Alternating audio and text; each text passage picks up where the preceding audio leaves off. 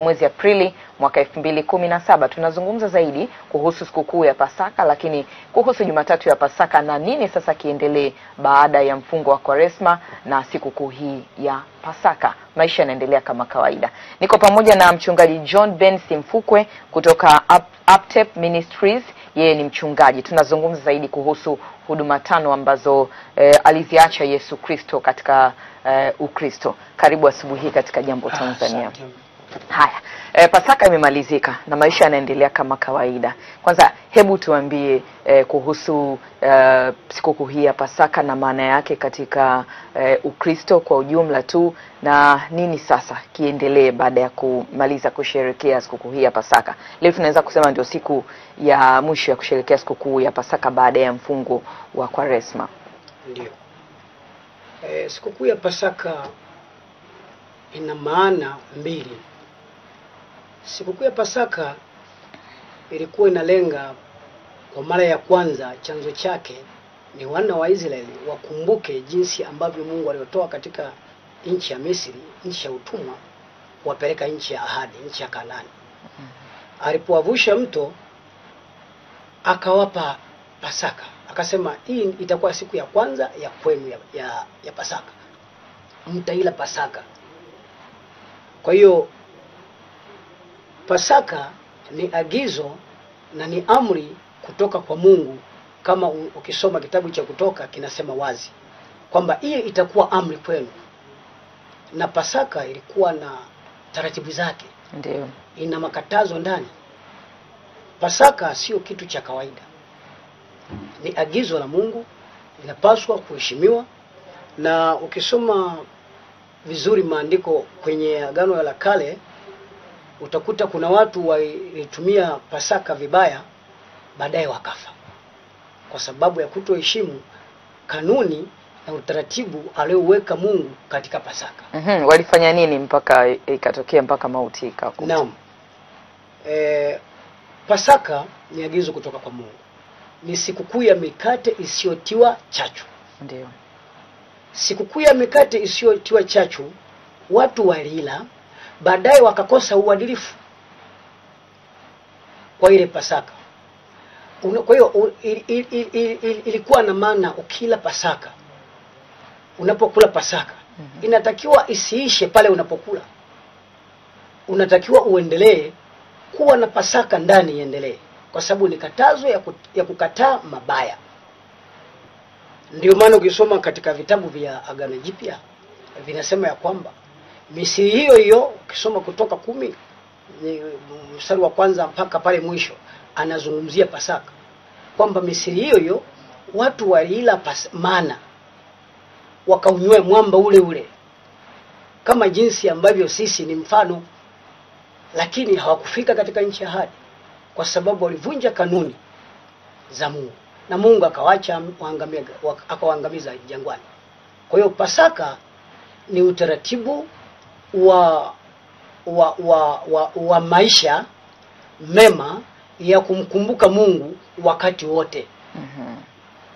Watu wamekuwa wakifanya mfungo wa Kwaresma kwa takriban siku 40 katika makanisa tofauti ya Kikristo, na wamekuwa wakifanya matendo ya huruma pia wakati wa kipindi chote cha mfungo wa Kwaresma.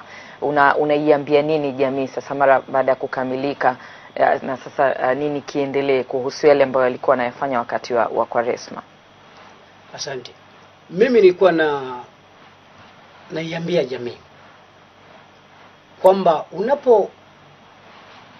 kile kipindi cha Kwaresma ambacho walikuwa wakiazimisha muda wote walipokuwa wanangojea utimilifu wa siku yenyewe ambayo ni jana na leo inaendelea, ni kwamba yale mema ambao waliyatenda, ile huruma ambayo walikuwa wanayo iendelee ndani ya mioyo yao. Nini hasa ambacho husababisha mabadiliko makubwa kiasi hicho kujitokeza, kwamba watu wanakuwa wanafanya matendo mema wakati wa kipindi cha mfungo chote, na mpaka tunaweza kusema wakati wa kipindi cha mfungo, lakini inapokuja sikukuu yenyewe ya Pasaka, kwa maana ya ile Jumapili na leo Jumatatu, basi ndo kama vile watu wanaacha kutenda matendo mema, wanaingia katika matendo yasiyofaa au vitendo vya uvunjifu wa maadili. Nini mzizi wa tatizo hili? Tunaona linatokea mara kwa mara. Mimi naweza kusema nisilaumu. Ukiangalia utaratibu wenyewe wa Pasaka, jinsi watu ambavyo wanauchukulia, unaona kwamba wale wanaoandaa Pasaka yenyewe, niseme kidogo, kitu cha kwanza kwenye Pasaka kinachotakiwa cha kwanza ni uadilifu, adili. Sasa adili itapatikana vipi kama baba mwenyewe anayesimamia uadilifu sio mwadilifu? Hakuandaa. Mioyo inatakiwa iandaliwe. Mtu anapokwenda kuiendea Pasaka ameandaliwa na baba wa kiroho ambao ni wakili wa Mungu duniani, watumishi wa Mungu. Ndio wanapaswa kusimama sawa sawa na kuelezea maana yake nini Pasaka. Ndio maana naweza kusema, kwa mfano sisi huduma ya Aptep Ministry ni huduma 5 alizoziacha Yesu Kristo chini ya jua.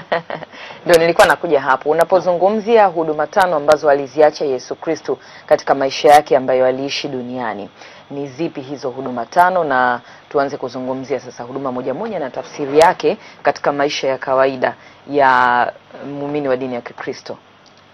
Huduma 5 alizoziacha Yesu Kristo chini ya jua. Aliacha huduma ya kwanza, utume, uchungaji, uinjilisti, ualimu, unabii. Na hizo zote huduma sio kama zinatenganishwa, zinatenda kazi kwa pamoja, kwa umoja, kwa kuonyana na kufundishana. Sasa naweza kusema kwa leo, kwa dunia ya leo nayo iona mimi, hapo ni kama tumemkaribisha adui aingie. Kwa nini unasema tumemkaribisha adui aingie? Ninasema tumemkaribisha adui aingie kwa sababu hizo huduma 5 hazitengani, ni umoja. Kwa hiyo katika huduma 5, wanafunzi wa Yesu Kristo ambao Yesu aliwaacha chini ya jua walitambua vizuri huduma 5 kwamba ni umoja, ni kujengana, ni kuonyana ili mtu asijisahau.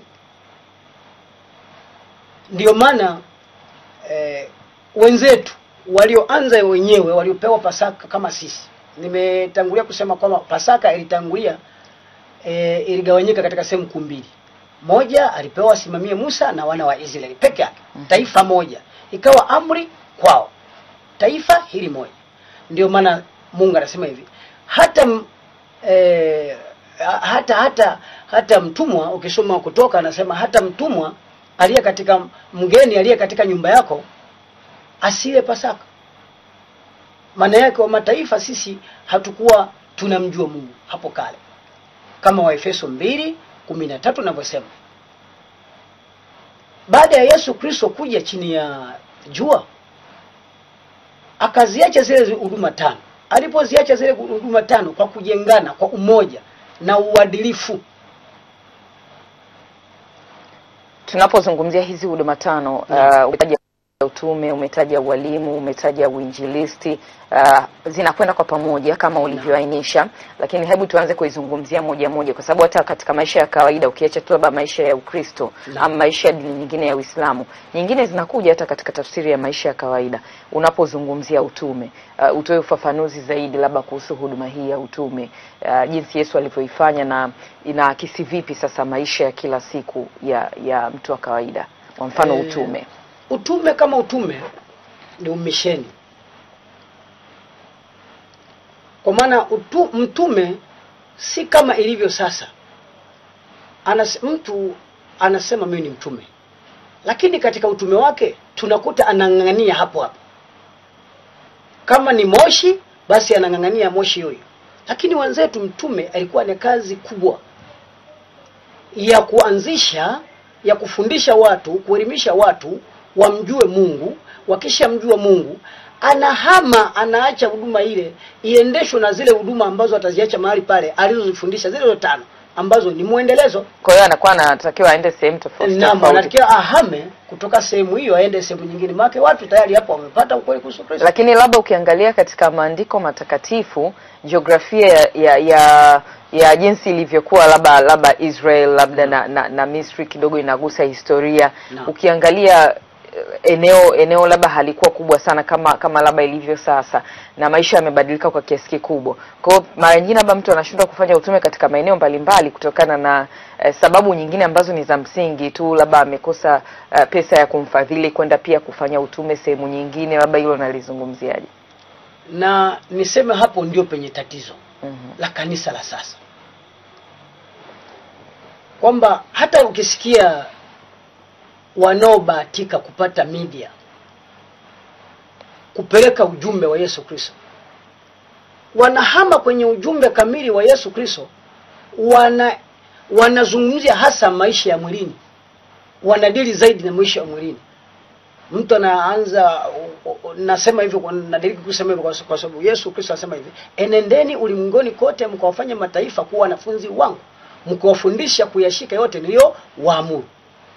Sasa mtu anaitisha kongamano, anasema njoni mpate utajiri. Tutakuja kuzungumzia hilo kwa kina. Labda katika kuangalia hizi kazi 5 ambazo alizifanya Yesu Kristo na aliziacha katika Ukristo, labda tumezungumzia utume, tuzungumzie pia labda kazi nyingine ambayo aliacha ya ualimu, na ina tafsiri gani katika maisha ya kawaida. Amina. Huduma ya kiwalimu ndio kwa sasa imesaulika. Imesaulika vipi? Kwa sababu ili tupate mwalimu, ili upate mwalimu lazima patikane mwalimu wa kuzalisha walimu. Ili tupate mchungaji lazima afundishwe na mwalimu. Ili tupate nabii, ili unabii tupate kupima sawa sawa kwamba huu unatokana na Mungu, huwa utokana na Mungu, ni lazima uende kimisingi ya fundisho la mwalimu. Anayetangulia ni mwalimu. Kwa hiyo mimi kifupi naheshimu sana huduma ya walimu. Unashauri sasa nini kifanyike? Manake unasema kama vile inapwaya huduma ya ualimu katika Ukristo hivi sasa. Ni shauri kusema jamii sasa irudi kwenye neno.